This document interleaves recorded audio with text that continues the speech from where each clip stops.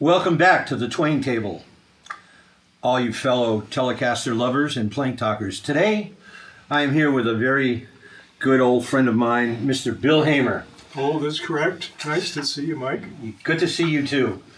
Anyhow, Bill to me is one of my Valley fave country rock players, but he's not just a country rock player. He's a very versatile guitarist, but he's been in some of the legacy country rock acts. And so we're here today to share his story as a musician and as a Telecaster lover. So we're going to get on with things and talk to Mr. Bill Hamer right now with you. So Bill, how did you get interested in the guitar? What led you to the guitar? I think a lot of it had to do with the time that we were growing up. I say we because you're near Yes. my age, Mike. And so, it was about the time I turned 10, I believe, 10. where the radio had come alive with all these great British invasion songs, and classic rock songs. We had a great record collection growing up. My parents had Roy Orbison, and they had a lot of great things to listen to.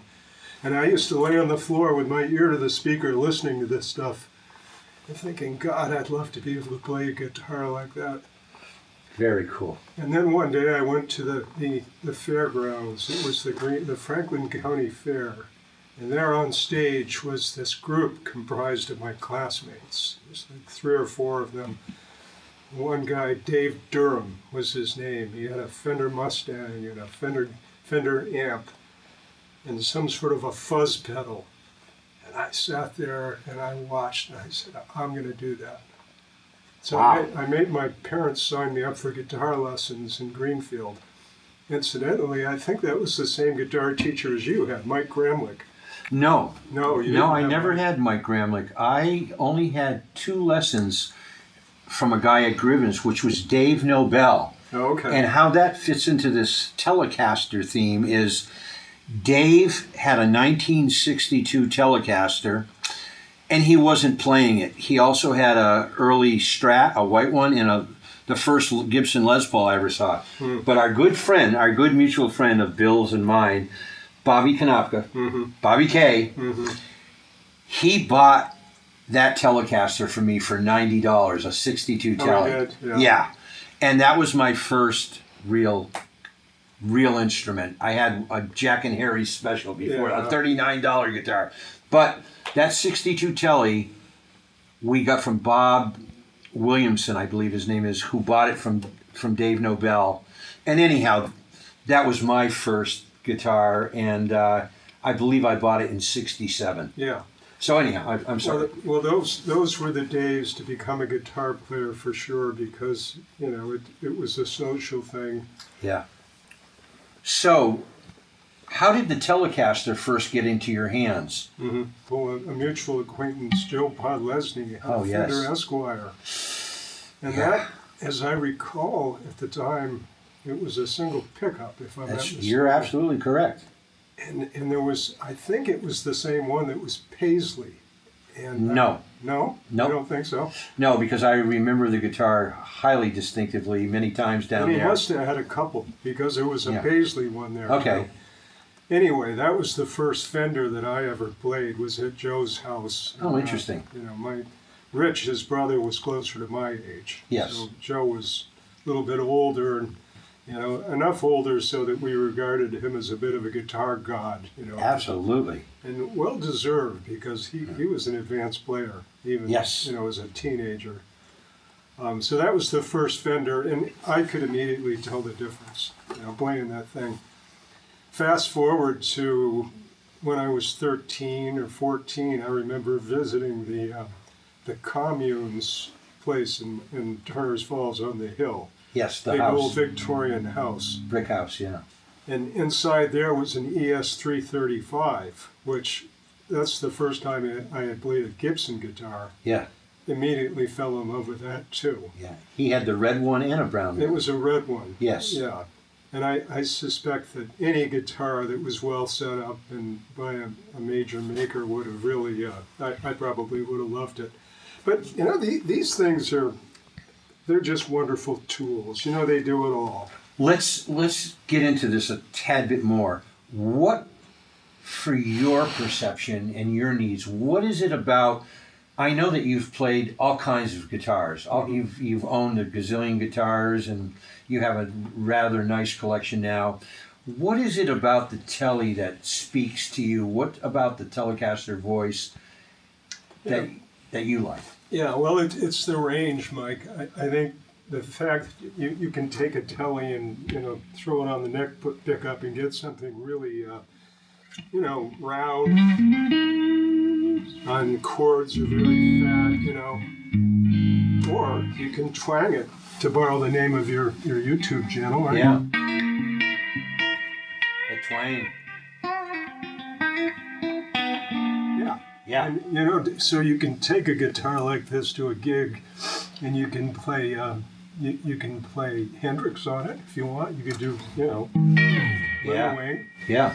Or you could play as country as you want to get with one of these things. So that's what's really appealed to me about Fender guitars, is that you could really use one all night in a cover band. Versatility. Yeah. Yeah. You know, I take a couple of guitars typically when I go play, but if I wanted to, I could live with this thing all night. Yep. Nice. Here's a couple of questions I always ask all Tele players. Do you prefer rosewood necks versus maple neck Teles? What one suits your execution of expression? Well, I don't own a maple one. Okay. And so I've played rosewood necks all my life. Yeah. To answer that question, I'd probably have to live with a maple for a few months. I've actually thought about it recently, of doing that. I understand there's a difference. You could probably speak to that better than myself. I, like you, grew up basically a Gibson fanatic, Les Pauls and SGs. And then I got that 62 Tele, which was a rosewood. Mm-hmm. And I loved it. And then several years later, you know, to answer the question just only from my perspective, I started playing some maple Telecasters.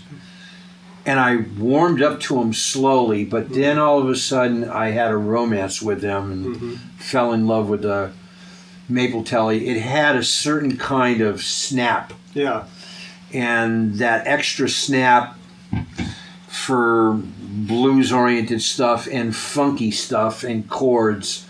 I liked the clarity and the certain kind of thing it would throw me into for the maple neck thing. I don't know about you, but I found that really there's a wide variance among Teles too, even the same model and make, and a lot of it is just the build. This guitar I bought from a gentleman in Greenfield who decided he wanted to go acoustic. I think I bought this in the year 2012, so it was I'm the second owner. Yeah. And I could tell immediately the neck was just perfect for my hands. One thing I did change is the pickups. These are Klein pickups, which Joe Klein out of Texas unfortunately just died last year. But he was making pickups for a lot of Nashville people. And I'm so glad that I've got these because it just made this guitar sing. And honestly, this is a Sir T-style here, and I like this guitar. It's got the vintage bridge, you know. It's made to the original Fender specs, but in terms of tone, these Klein pickups just outshine those. Interesting. So that was a good mod. Other than that, my son put this carbon wrap on this. He was just experimenting with wrapping. Yeah. Not musical wrap, but vinyl wrap, and the guitar's been great. So on that topic, for you, in your opinion, you know, going from the tuning gears across to the nut and how the nut material is, whether it's nylon or bone or brass or titanium, whatever, and the frets, and then going into the bridge. how do you feel the balance of the technology of the guitar? You know, its electric components, the pickups. Like you just made a great statement. You love those Klein pickups. They do something to you that this beautiful Sir Tele T-style guitar, it offers a different tonal color. It's property. different. It's different, and as you say, I mean, it's set up very similar. Yeah. You don't see a tree up here. You don't use that. It's scaled, Yeah. so you don't need that. But beyond that, I mean, you've got the typical Tele plate here.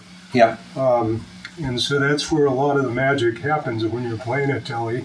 This, of course, has the old 3-style bridge. This has something that you can actually intonate separately. But I have to say, in terms of playability, they're quite similar. Okay. I may not always use the same gauge strings on that, but if I set them up very comparably, they play the same. But it's a different tone, and that pickups do make a difference. And so I love that guitar. I use it, but this is really my preference. And I think it's mostly the pickups more than the setup. And what is your sensitivity towards the bridge? You were just mentioning the bridge. This has your classic brass Tele style bridge, which generally a lot of the traditional old school Tele players love. And there's the new Music City bridges that Joe Glazer's putting out that a lot of people like, and Callahan makes a great bridge. So I'm just wondering, for you, do you notice anything about tonality or any kind of differences using the traditional brass? I really don't. My guess is a lot of Tele players would tell you they can really perceive a great difference there, and maybe that's true. I'm not playing straight into the amp. I always use some sort of effects, echo, maybe a little bit of crunch on the guitar. Yeah. So I'd have to say I don't really notice a major difference there. I thought I would notice more. When I bought that, I was thinking that is likely to be very different. But I really haven't noticed too much of a difference there.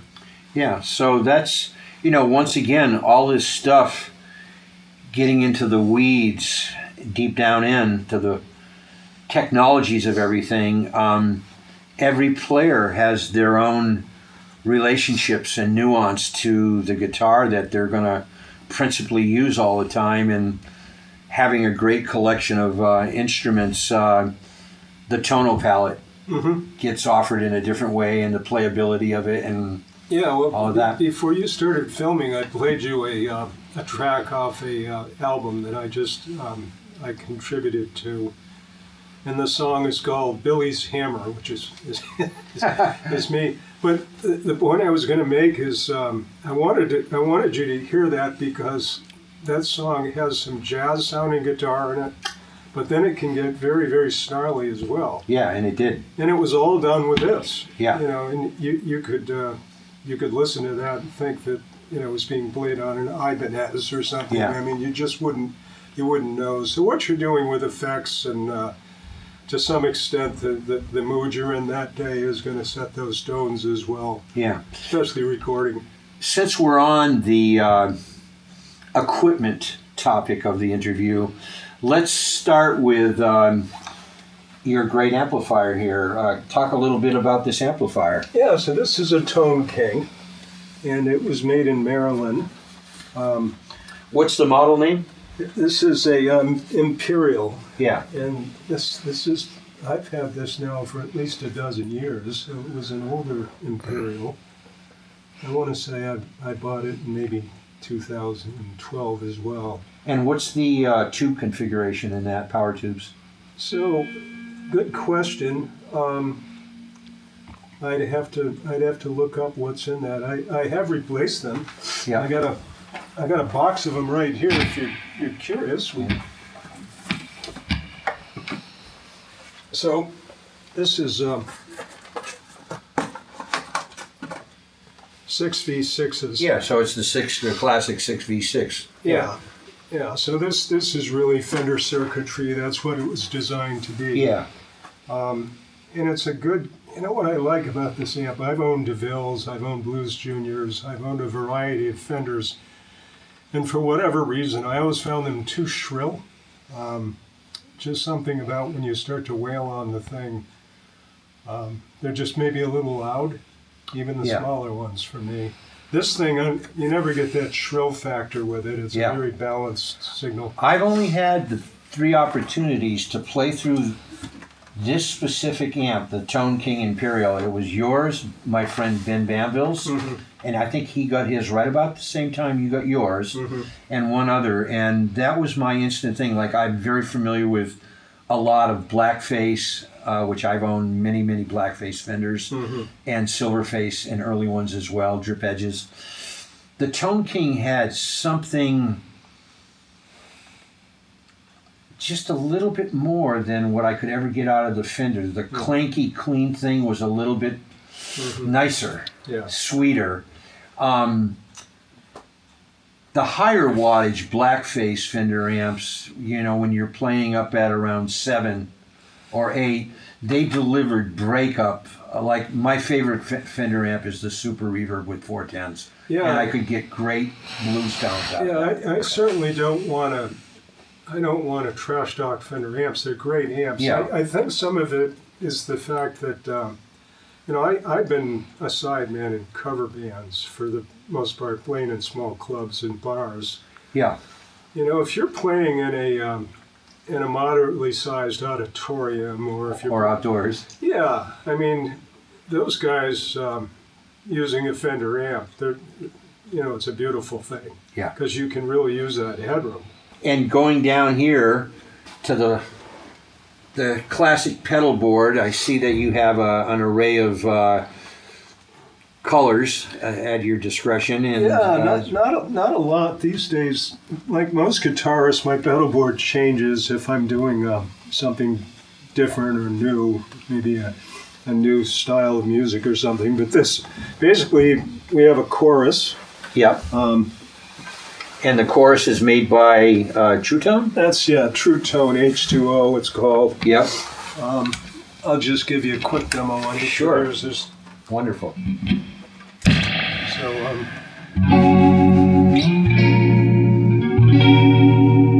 you know, right now that's set up for a fairly fast cycle. I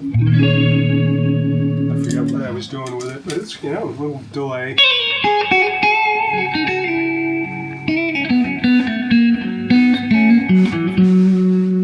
Nice. And got a Noble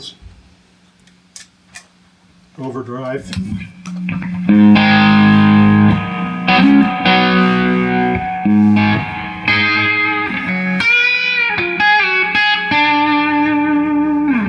The classic Noble Overdrive. Yeah. Yes, wonderful. And then I see a TC Electronics. Yeah, a little bit of reverb, you know, for playing some classic stuff. Yeah.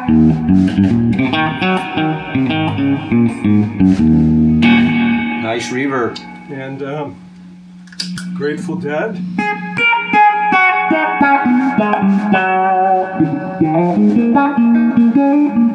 Envelope Nice. builder. We have a 7-band equalizer here, just your standard Boss. Yep. Using it as a kind of a boost.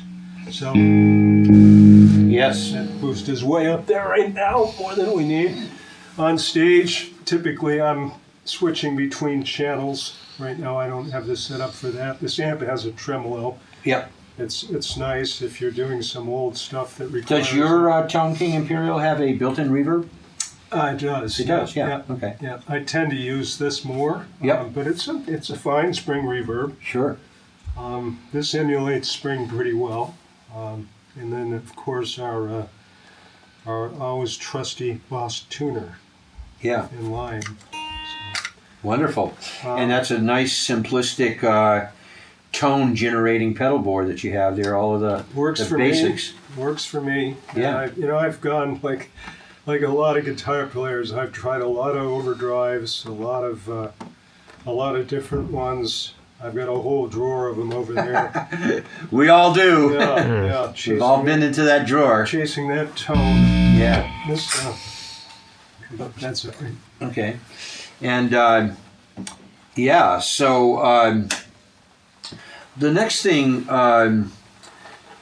Telecaster players, some of the guys that you have listened to and been inspired by, who would be a couple of 2, 3, 4 Telecaster players throughout time that you've gone back and listened to for inspiration or some knowledge and learning and all of that? I would say when I really started paying attention to that would have been probably Ray Flack.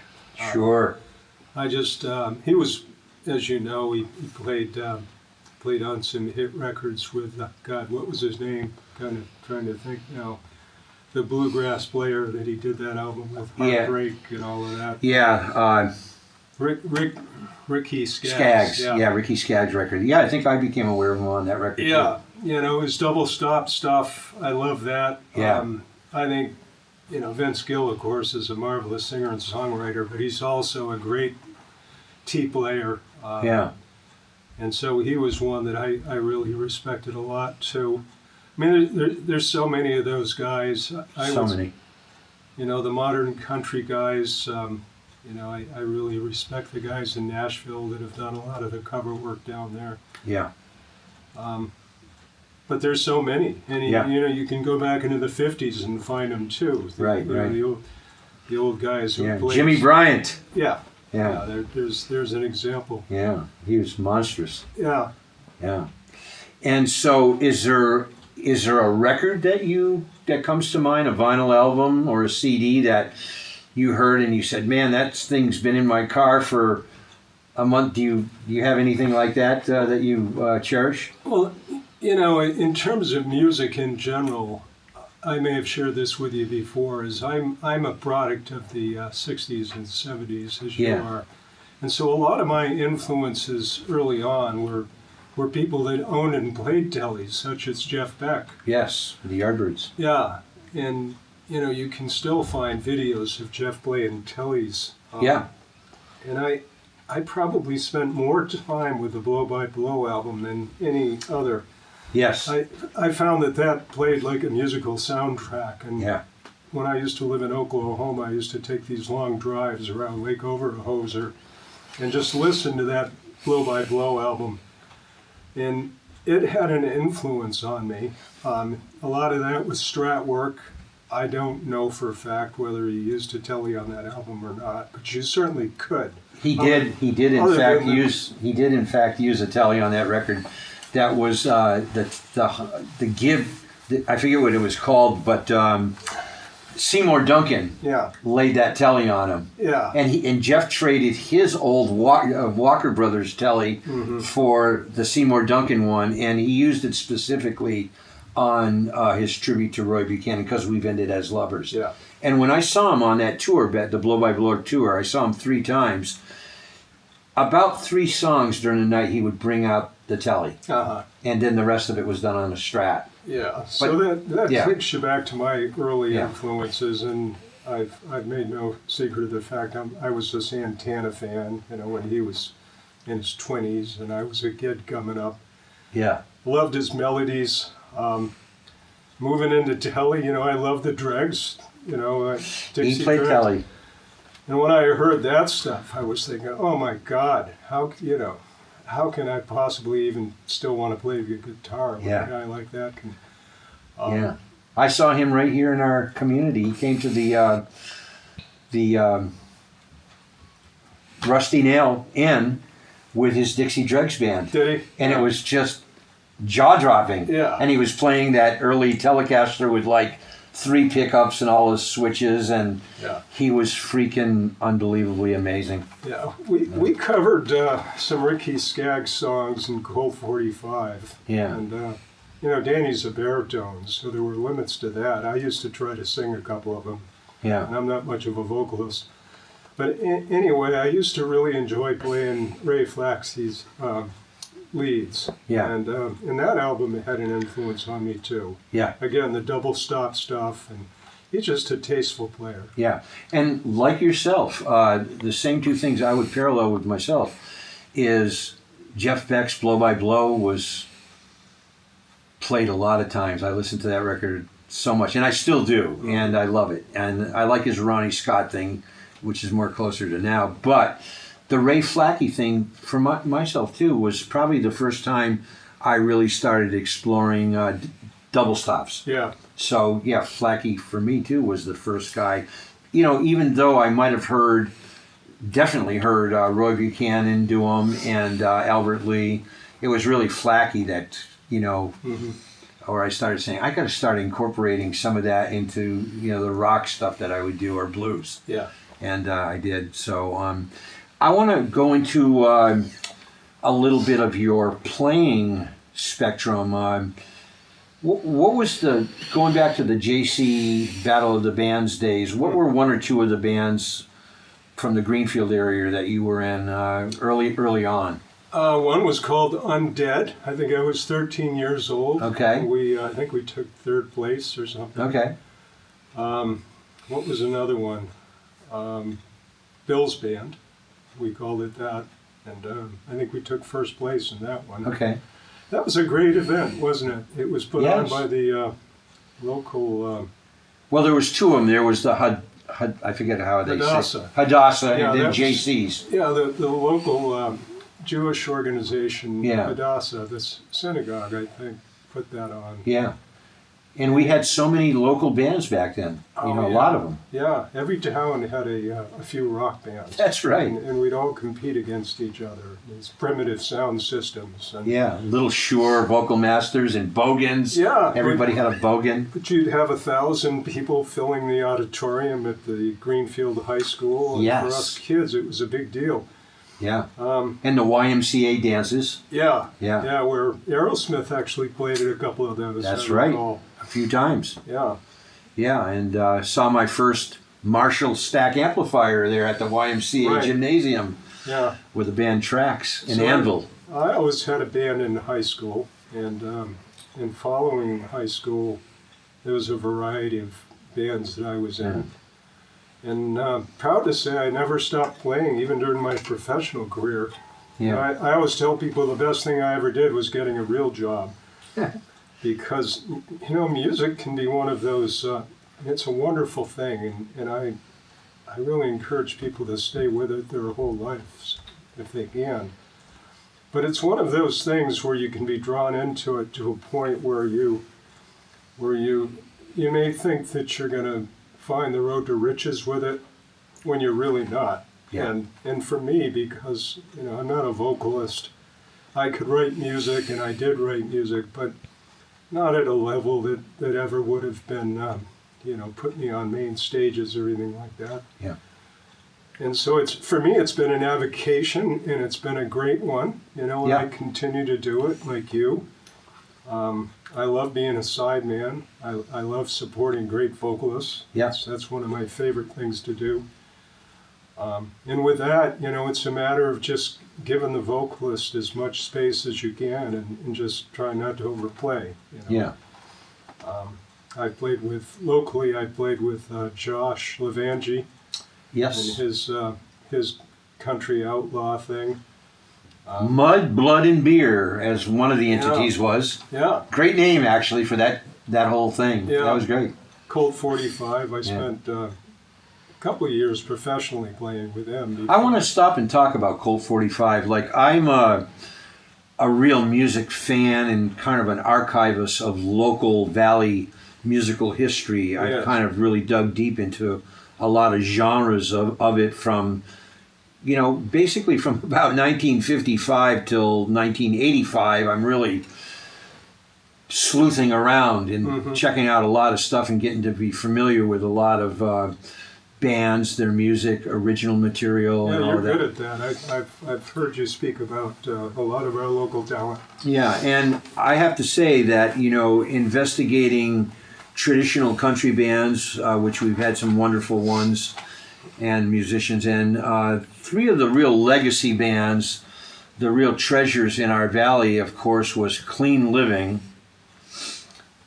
Bill Hamer's and Denny Hescott's band, Colt 45, and Cottonwood. They've endured decades, and people have become familiar, and a large fan base was established throughout those decades, and you guys put out recordings, and the band in all of those three bands in their different iterations were all really wonderful to go and hear and listen to, and they offered all quality musicians, and you were I saw you play many times with Danny's group, Colt 45, and I think it was one of the most wonderful country rock. Well, thank you. Credit really goes to Danny there for a couple reasons. A, his baritone and his God-given vocal talent. Yeah.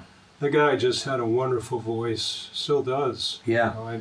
He had us down at the Lone Star Cafe, backing up national acts back in the early 80s. Yeah, you guys went on kind of a U.S. jaunt, right? Yeah. Yeah. And that's credit to Dan for getting with an agent that put us into these places. And we actually had a standing ovation in the Lone Star Cafe one night, backing up some headliner.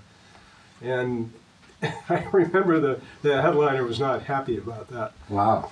We were outside on the bus, and they were kind of dejected. That band was booked across the United States and Canada on a couple 3-month tours. Yeah, so you got yourself a little bit of the taste of real road life. Yeah. Back when you could play a lot. Yeah, I often tell people that I'm glad I did it, and Yeah. I had a chance to understand what it's like to live with 5 other guys on a bus, going through all these upper Midwest cities and living that life. You have to be cut out for it, and people that are successful often, if they're not really good at holding the line between personal and party and professional and party, you can get swept up in that really fast. Yes. And for us, those were the 80s, and there was a lot of the whole. And we've had a lot of fun over the years. We've done some reunion gigs. Yep. We've done some bus tours at the Log Cabin, which I know you were instrumental in helping us set up. Yeah, thank you. And I really enjoyed those shows. They were very well attended. You had like some audiences that were 400 plus people. Yeah. Take us up to right now. In the past 5 years, you've been doing 2 or 3 projects, correct? 2 primary. I play in a band called Chick and Wire. That's Chick, 'N, 'Wire, with Alana Martineau, who's a local singer, Yes. fabulous woman singer. And that's primarily a cover band. So we play all the local social clubs, Yeah. and any place that's having live music, we try to play there. And is that band like a cross between traditional country, modern country, and southern rock? Chick and Wire? It's more of a cross between rock and roll. I mean, we might play Joan Jett, and Okay. and then we'll do some traditional country song, or Patsy Cline or something Yeah. like that. We might cover the Eagles. Sure. We're all over the map, and I think that's one of the things that people enjoy about us. Yeah. Is we tend to play a lot of different genres. Simultaneously, Alana and I play in a band called Decades Experience, that's a 50s doo-wop band. And I'm very familiar with them. Yeah, so there's 4 capable singers in that band, Yeah. none of which are me. But there's some capable singing in that, and we're playing pre-Motown doo-wop. And as a guitarist, it's not the most challenging stuff. Yeah. Back then it was a lot of sax and a lot of keyboards, Yep. but it's fun, and it's fun to watch the singers sing and the Yeah. type of show. That audience, we've done a lot of that yourself in your past. Yeah. We were trying to hit the some of the more obscure earlier rock and roll, rockabilly, and we had a couple of wonderful keyboard players, loads of great saxophone players, and I got to delve into my Chuck Berryisms and a lot of rock and roll, and I could still get some of the blues licks in there too. Yeah. And so You it have was. to look for your opportunity. With Yeah, that. yeah. But we also had to play "Be My Baby" and Yeah. "Will You Still Love Me Tomorrow" and classics, and we were kind of a dance band fave too, and we did work a lot, and we played some mighty nice places too. We got to go to the casinos 3 times. Oh yeah. Down there at Mohegan Sun, and that was wonderful. Yeah. Well, Yeah. that's one. But yeah. We don't really have anyone promoting that band at this point, so we Yeah. just kind of take the gigs as they Yeah. can. But other than that, I just did that album with Mike Aldieri from New Yeah. Hampshire. And we're going to feature, we're going to put on some things at the end of this video so you can listen to some of Bill's wonderful, tasty guitar playing, telecasting. Yeah, well, you do a fantastic job at skiving and sculpting melodies, and it sounds wonderful, and the tones are beautiful, and we're going to share that with the Twang Table listeners, and we're very appreciative to be here today with Mr. Bill Hamer, and keep your treble up, Yeah. and thank you for tuning in. I believe this is probably episode 26, 27, something like that, and we thank you again for being here at the Twang Table with us today. Thanks for having me. Yeah. Pleasure, Bill. Great to see You too.